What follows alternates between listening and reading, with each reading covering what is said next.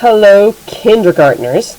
We are doing the red hen today. So, of course, the color you do have to have is red. Then we could draw some chicks also. If you want to draw some chicks, usually chicks we think of as nice and yellow and fluffy. And then I like to have some brown for their feet. So go ahead and get whatever colors you might be using, and let's get started. Alright, I'm going to take some orange for my border. This time of year seems like an orange sort of year, right? With orange leaves and pumpkins for pumpkin pie and all of that sort of thing. So as I do this, I notice that going up and down here, my border edge is a little wobbly. I'll come back and try to straighten that up a little later, once I get the whole thing done, because I would guess I'll probably have more wobbly parts than just that.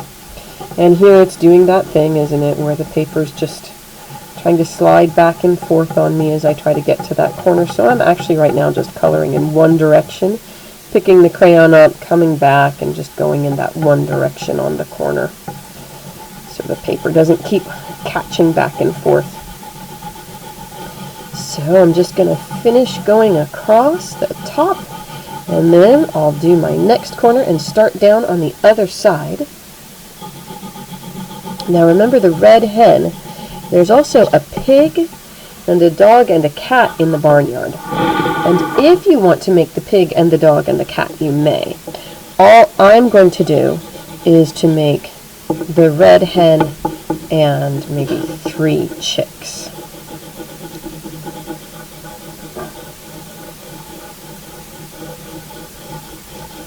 Alright, now I'm starting down this other side.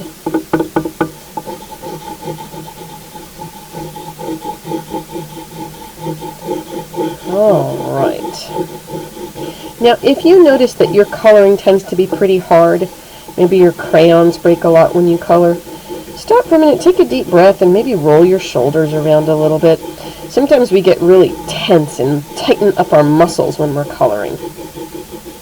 So if you just kind of roll your shoulders around a little bit, and that can help. Oops, I colored all the way off where you could see, didn't I? Alright, we'll slide this back down here. Alright. Coming on down to my 3rd corner here.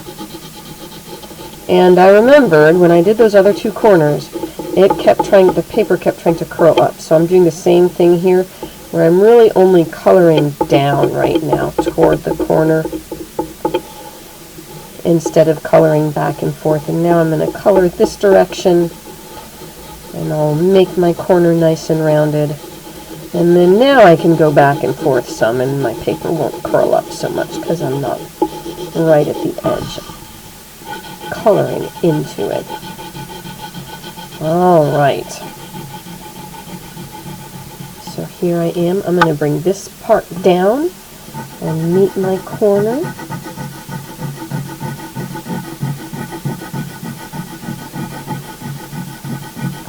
And I'm going to do the same thing down on this corner that I did on the other one. Instead of coloring back and forth, I'm just going to color one direction here. And just color down to the edge. And then I'm going to come this way and just color out to the side.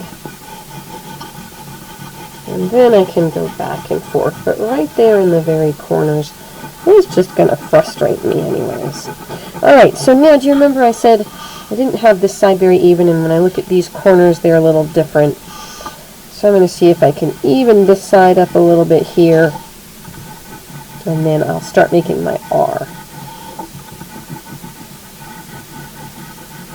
Alright, that's not perfect, but I like that a little bit better. So I'm going to get my red now, right? Because we're going to be making the red hen. So we can't have a red hen if we don't use red. So I'm going to be starting with my big line down. And this is going to be a picture where we're going to add some to the top. So you want to make sure that your big line down doesn't start here. Give it some space. And we're going to start with a big line down. And of course this is one of our frog jump letters, isn't it? We'll come to this big line down, and it's almost like a P with extra parts on it. Or a B, but instead of that bottom curve, we pull it out and straighten it a little bit. And you'll remember, of course, that that last part is sliding.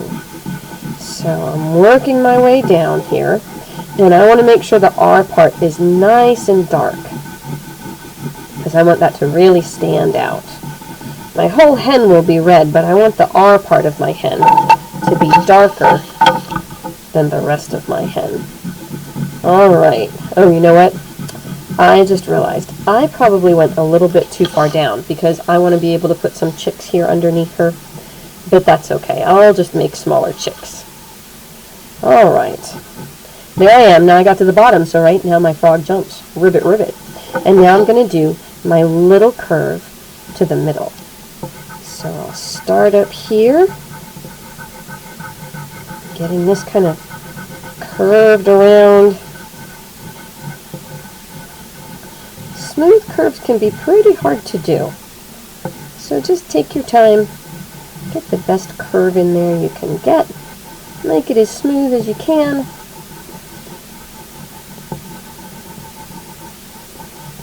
Alright, so there's my little curve, and now my little line, it does not go straight down, does it? Because then I just have a P. My little line is going to slide down here, just like the slides on the playground. So here comes my little line, sliding right on out. Alright. There we go. Now, I'm going to turn this into my hen.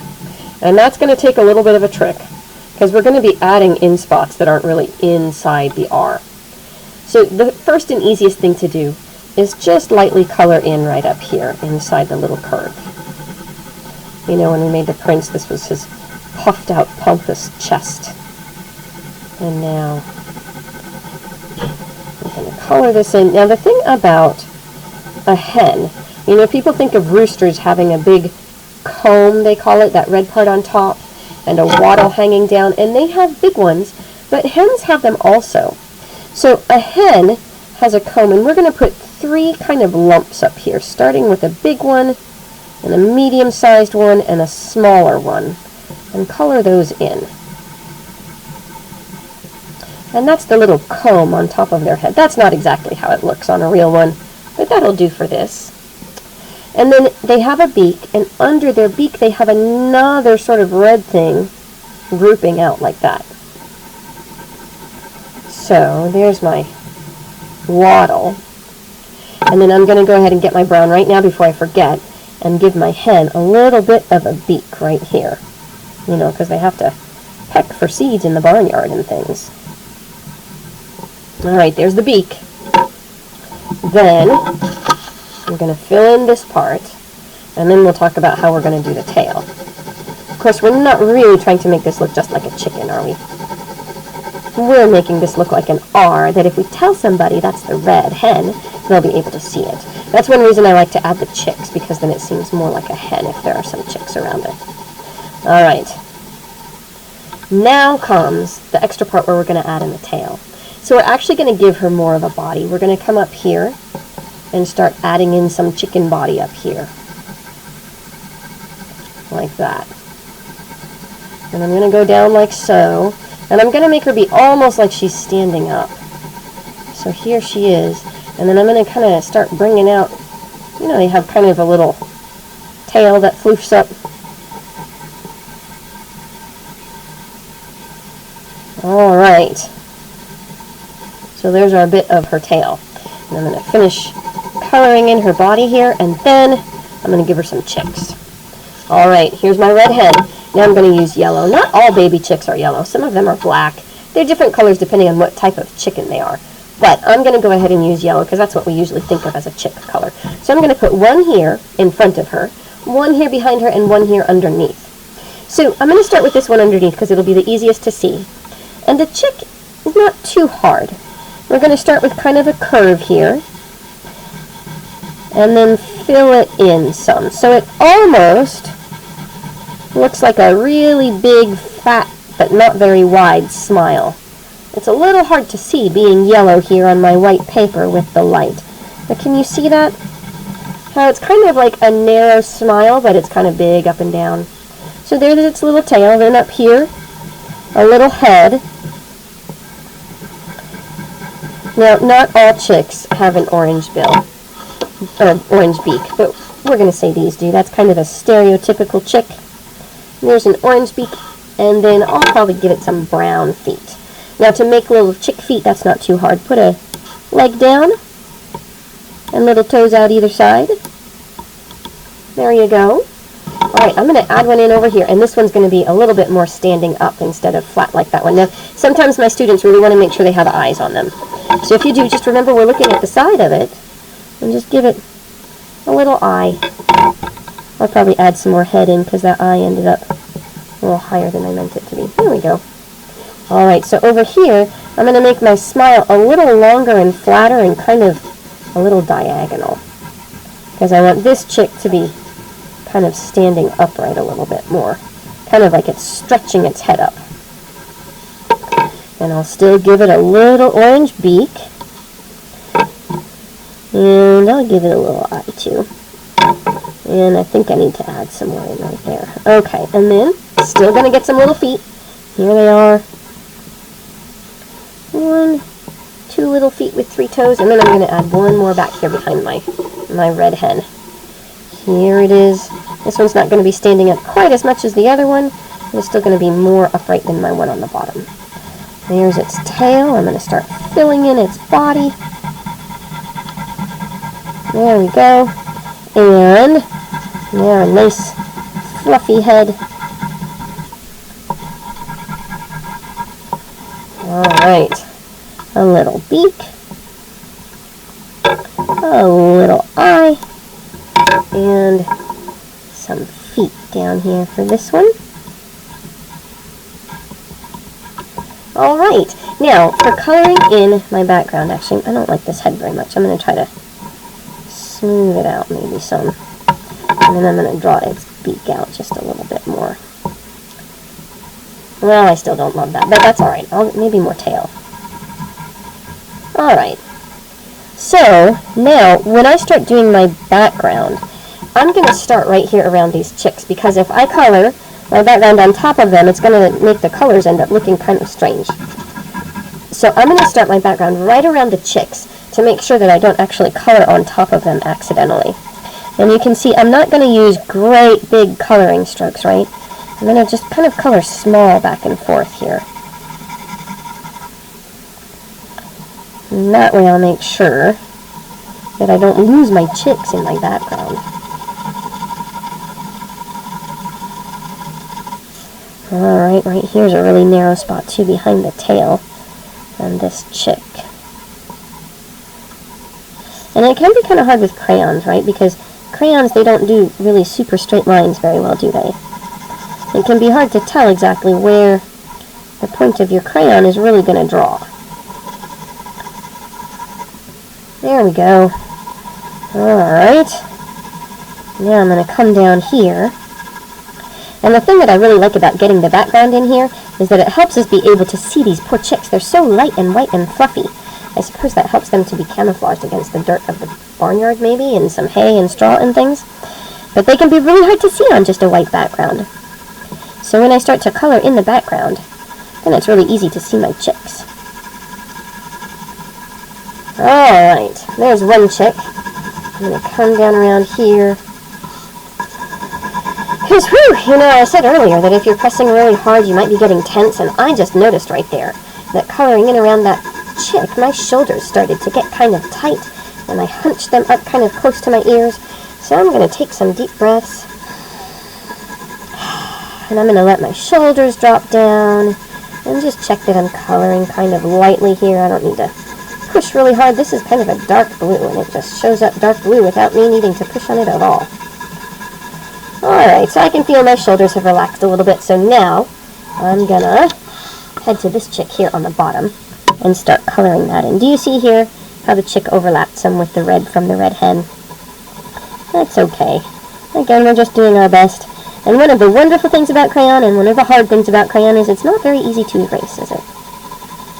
So when we make a mistake, we just work with it. Alright, I'm just about to the tail here. And I'm going to keep going around there. I'll get this part here filled in since I'm close by it anyhow. And I'll take this opportunity to let my shoulders drop and make some longer movements with my crayon. Longer strokes. Alright, now I'm going to start working here on the bottom of this chick a little more carefully. Back from its tail to its feet. And then around its little toes here. I could just scribble over its toes probably, right? Because the toes are brown. And they would probably show up anyways. But I just want to build the habit of working around my work instead of going on top of it. That way I'll just always know that my mind is going to be trying to be careful around what I've done and I won't accidentally color over anything. Here it is. Alright, now I'm going to work on the... Actually, I think I'm going to start up here on its head. Right up here at the bottom of the red hen. And around its little beak. Now, again, you guys might be working on a different section. You may not have made the chicks at all. Maybe you're making a cat and a dog in there and a pig. Or maybe you're drawing a barn in the background. Or the house where the people live. And that's fine. You might be working on this chick, but maybe you're coloring around its toes. That's fine too, of course. We're just making sure. There we go. That we're being careful around our creation. Alright, I'm going to come back up here some. And I'm going to get the bottom of my red hen. And now, these are some small spaces here. So I'm going to slow down. Take shorter movements. And this is my smallest chick too, isn't it? Alright, can you see right there? I went into its belly a little bit. That's okay. I do my best. I don't want to make mistakes, but if I do, that's alright. Alright. All around the bottom of this little chickie here. And I'm trying also to make sure that I don't miss spots, but that can be hard with a crayon. Alright. Then I've just about got this spot done here. And you know what I noticed? You know, sometimes when we're doing these backgrounds, I talk about having these big spaces to fill in. And I do still have a big space up here, don't I? So I'm going to go ahead and take a little shift, a little break, and fill in some of this large space up here. You know, because it's good for our brain to have routines, to do the same things in the same ways. And then it's also good for our brains to get what they call novelty, something kind of new and different from once in a while. So, there we go. Now, I would imagine, I've noticed over the years that students tend to do their pictures faster than I do. I think that's some because they might not be doing quite as much details, and that's okay. Just make sure, first of all, that if you feel like you're behind, you can pause the video to catch up. But also, if you're way ahead of me and almost done, just take a moment and stop and look at your picture and think, is this my best work to make for my book? Or did I just want to hurry up and get finished? Because I understand wanting to hurry up and get finished, right? It's Friday, you probably want to play, maybe you're doing some fun things with your family this weekend. But the thing about Fridays is they are supposed to be a school day. So we are going to take some time here getting this done right up.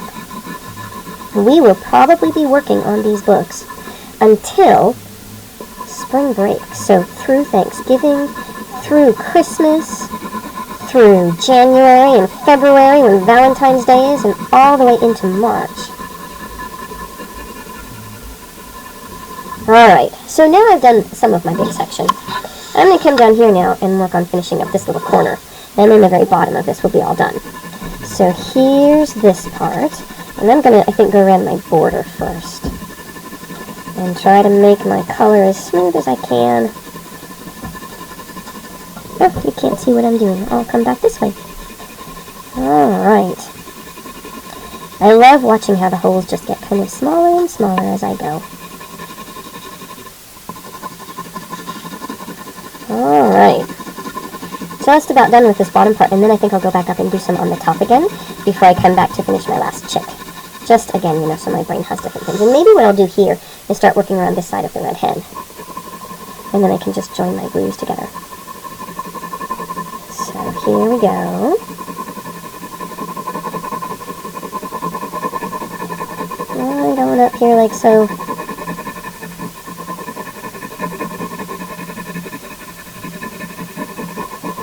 Alright. And And I'll just take another sort of row back up along this way. It seems to take a long time, and then all of a sudden you get to the point where the sides start to come together, and it seems like it'll get done pretty quickly. Just keep going bit by bit. You know, we've talked about this before, stamina, where you build your strength to keep going on things for a while. Stamina is where most good things in the world happen. Alright. Now I'm going to come back here down to this little chick and get that spot filled in. Alrighty. There we go. Now I have all my 3 chicks colored around, and they're safe from me accidentally, you know, putting my crayon through them.